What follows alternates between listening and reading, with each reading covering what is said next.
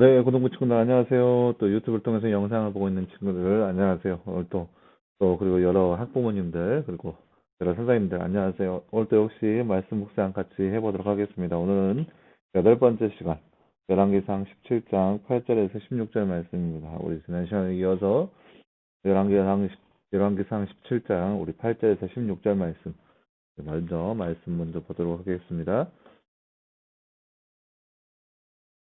여호와의 말씀이 엘리야에게 임하여 말씀하시기를 너는 일어나 시돈에 속한 사르밧으로 가서 거기에 머물라.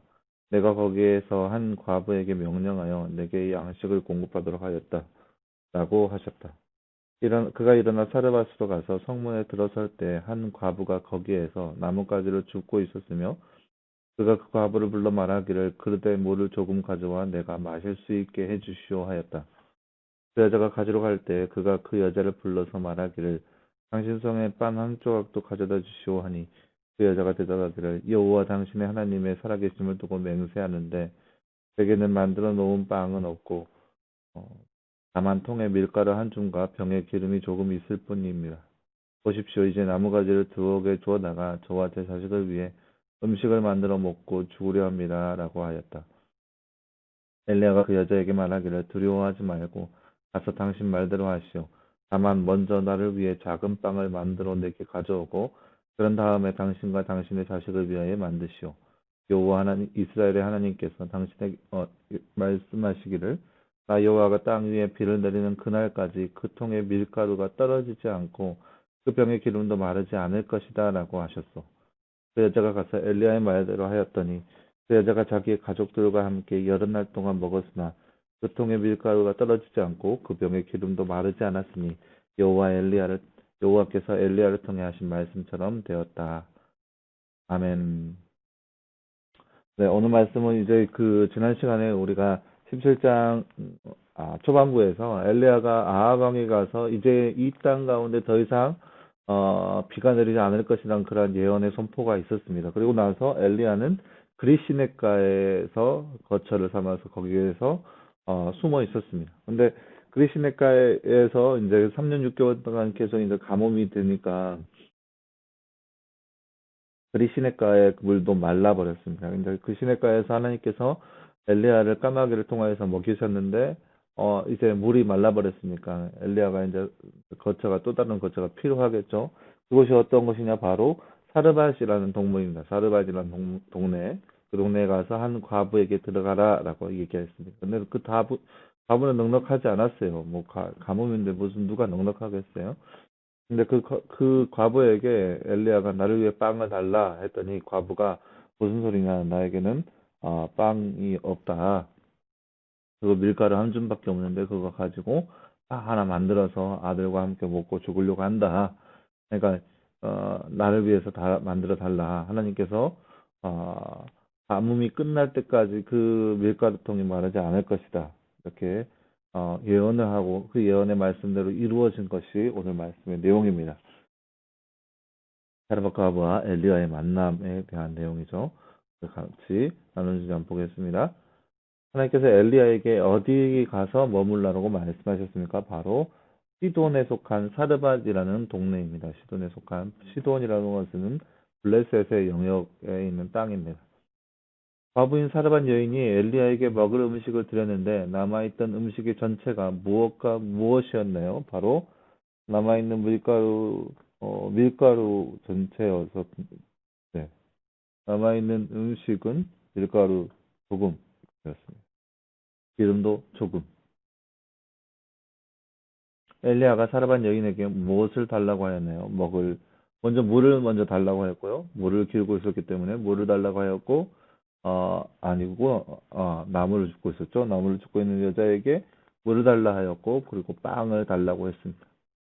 지금 기도하고 있는 기도 제목 중에 하나님께서 이것을 꼭 들어주시면 좋겠다라고 생각하는 기도 제목이 있나요? 그럼 딱 하나만 하나님께서 응답해 주시도록 이 시간 간절히 기도하세요. 근데 여러분 삶 가운데 꼭 이것만큼은 들어줬으면 좋겠다고 하는 그런 기도 제목들이 있으면 한번 적어봤으면 좋겠습니다. 하나님께서 이것을 반드시 들어주시면 감사하겠다 그런 여기는 그런 기도 제목이 있다면 한번 적어보면 좋겠습니다. 하나님께서 엘리야에게 어디로 가라고 명령하셨으며 그곳에서 엘리야를 어떻게 하셨나요? 어, 엘리야를 사르밧으로 가게 하셨고 사르밧에서 과부를 만나서 과부를 통하여서 양식을 공급하도록 하였습니다. 이것이 바로 하나님의 아, 엘리야를 인도하시는 모습입니다. 하나님의 사람을 도우려면 하나님의 사람이 누구인지 알아야 합니다. 우리가 하나님의 사람을 분별하기 위해 필요한 것은 무엇일까요? 먼저 하나님의 사람을 알기 위해선 하나님을 알아야 되죠. 하나님을 알아야 하나님의 어떠한 분인지 알아야 하나님의 사람을 알 수가 있습니다. 하나님도 모른 채 하나님의 사람을 안다? 그것은 불가능한 일이겠죠. 하나님을 알아야 하나님의 사람이 누구인지 알 수 있습니다.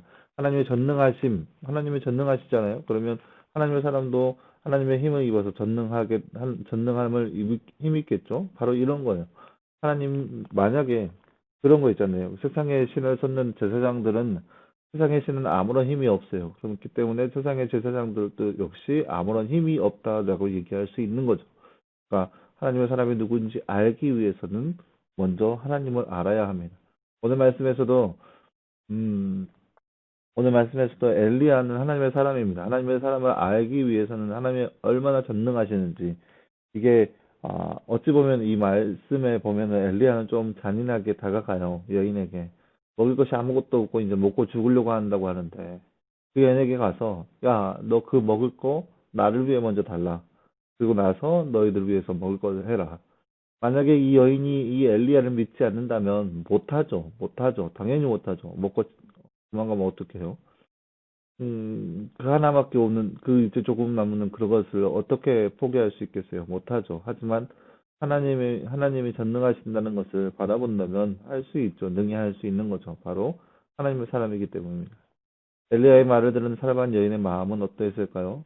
글쎄요, 그 시돈 지방이라고 했어요. 시돈에 속한 사르밧이라고 했어요. 그 사람이, 사르밧 과부가 하나님을 얼마나 알겠어요? 하나님 모르죠. 잘 모르죠. 뭐 하나님을 모르는 상태에서 엘리야는 또 얼마나 알겠어요? 모르죠. 그냥 뭐 속은셈 치고 하는 거라고 볼 수 있어요. 어차피 먹고 죽을 양식 이게 얼마 남지 않은 양식인데 그 양식 이 사람 주고 말지 그런 마음이 더 컸을 거예요. 정말로 하나님이라는 존재가 자신들을 도와서 끊이지 않는 양식으로 베풀어 주실 것이라는 그런 믿음, 과연 그 여인에게 있었을까요? 믿져야 먼저니라는 생각이겠죠. 그래요? 그렇다면 그렇게 하겠다. 그런 생각으로 아마 엘리야에게 양식을 공급하지 않았나 그렇게 생각되어집니다. 엘리야는 왜 가난한 여인에게 그러한 부탁을 하였을까요? 무리한 부탁이에요. 당연히 무리한 부탁이죠. 먹을 것이 없다고 하는데 그 여인에게 가서 먹을 것을 달라고 하는데 여러분 생각해 보세요. 500원밖에 없는 사람에게 가서 그 500원 나 달라. 이게 그러니까 생각해 보 이게 가당치나 하겠어요. 이 태영이한테 이 영상을 볼란가 모르겠지만 태영이한테 500원이 있는데 이 500원이 있는 태영이에게 제가 가서 태영아 500원 나 줘. 어, 태영이한테 500원 전 재산이고 이 500원 가지고 할 수 있는 것하고는 뭐 하루 양식 사는 것밖에 안 되는데 그 양식을 있는 태영이에게 가서 야 그 500원 나 줘. 이렇게 얘기하면 얼마나 불합리하고 얼마나 또 잔인하겠어요. 하지만 엘리야는 그렇게 한 이유가 과연 무엇일까요? 바로 이 가난한 과부에게 축복을 주기 위한 거죠. 어떤 축복이요? 가뭄이 끝날 때까지 그 집에 밀가루와 기름이 끊이지 않는 복이 바로 그 가정 가운데, 그 가족 가문 가운데 임하게 될 것이라는 그런 축복.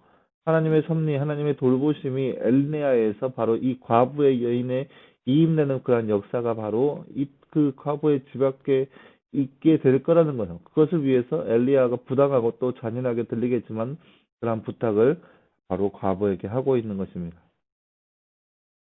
네, 사랑하는 여러분, 오늘 말씀을 통하여서 이 사르밧 과부와 엘리야와의 만남을 함께 살펴보았습니다.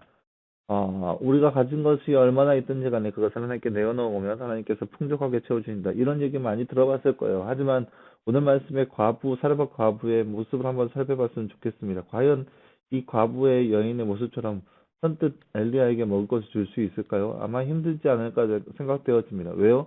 없으니까. 먹을 것이 없는 그런 상황이니까. 먹을 것이라고는 그거 하나 딸랑 남았는데 그것을 달라고 한다? 하나님께서 놀랍게 역사하실 것이다. 그런 믿음 있기 전에 힘들죠. 힘들겠죠. 하지만 그럼에도 불구하고 그렇게 이행했을 때 그 집안에 놀라운 축복이 임했다는 것을 오늘 말씀을 통해서 볼 수 있습니다. 그러나 여러분, 이 시간 말씀을 통해서 우리가 배웠듯이 우리가 하나님 앞에 우리의 것을 내어놓으면 하나님께서는 하나님의 것으로 충만하게 채워주신다는 것을 우리가 말씀을 통해서 배울 수 있습니다. 우리가 물론 우리도 역시 믿기 힘들 거예요. 이 세상 가운데 하나님의 현현하심이 일어난다 믿기 힘들 거예요. 하지만 그럼에도 불구하고 우리의 것을 하나님을 위해 사용한다. 그렇다면 하나님께서 우리와 늘 함께하여 주신다는 그 축복이 우리 가운데 임하게 될 것이라는 거죠. 믿기 힘들고 또 신뢰하기 힘들겠지만 하지만 그렇게 행할 때 하나님께서는 우리의 행함을 바라보시고 그저 가만히 계시지 않고 하나님의 것을 공급하여 주신 분이 바로 우리의 하나님이라는 것을 우리가 말씀을 통해서 볼 수 있습니다. 그래서 우리가 평생 살아가는 동안에 하나님 앞에 우리의 것을 내어놓을 수 있는 그런 믿음, 그런 담대함이 우리 삶 가운데 가득 넘쳐나기를 간절히 소망합니다. 함께 기도하겠습니다. 사랑하는 하나님 감사합니다. 오늘 말씀을 통하여서 엘리야와 사렙과 가부의 모습을 우리가 살펴보았습니다. 사렙과 가부는 먹을 것이 없어서 아, 하루 먹을 양식만 있었지만 그것마저 내어놓으라는 엘리야의 모습 안에서 아, 하나님을 믿고 엘리야의 말대로 순종하였던 모습을 우리가 말씀을 통해서 바라보았습니다. 사랑하는 하나님, 이 말씀을 바라보는 우리의 마음 가운데도 하나님을 향한 믿음이 우리 가운데 있게 하여 주시옵시고 그 믿음으로 우리가 가진 것을 내어놓을 수 있는 그런 믿음, 우리의 소중한 것이라 할지라도 우리의 삶 가운데 가장 소중한 것이라 할지라도 그것까지도 하나님 앞에 내어놓을 수 있는 그 믿음이 바로 우리 가운데 있게 하여 주시옵소서. 이 모든 말씀 감사드리며 살아계신 예수님의 이름으로 기도하였습니다. 아멘. 네, 여러분 감사합니다. 내일도 역시 말씀 묵상 시간 여러분 꼭 기억해 주시고 날씨가 많이 추운데 여러분 감기 조심하시고 또 코로나가 이제 점점 사그라드는 그런 느낌이 있는 것 같아요. 여러분 그럴에도 불구하고 개인 방역 철저히 하시고 건강한 모습으로 우리 봤으면 좋겠습니다. 우리 내일도 역시 말씀 묵상 꼭 기억하시고 내일 만났으면 좋겠습니다. 여러분 수고했습니다.